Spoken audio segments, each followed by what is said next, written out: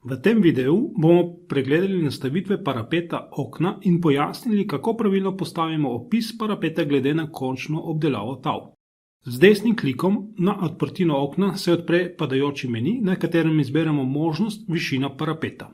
Odpreta se dve pogovorni okni, eno za postavitev opisa horizontalno, vertikalno, pod kotom in podobno. Drugo okno se nanaša na nastavitev besedila. Za besedilo spredaj bomo vnesli P je enako. Za mersko enoto bomo izbrali centimetre, za decimalno število izberemo nič. S klikom na desno puščico odpremo nastavitev pisave, kjer lahko spremenimo višino in širino črk, razmik, vrsto pisave, naklon besedila, razmik med vrsticami in podobno. Za velikost besedila bomo določili 1:2.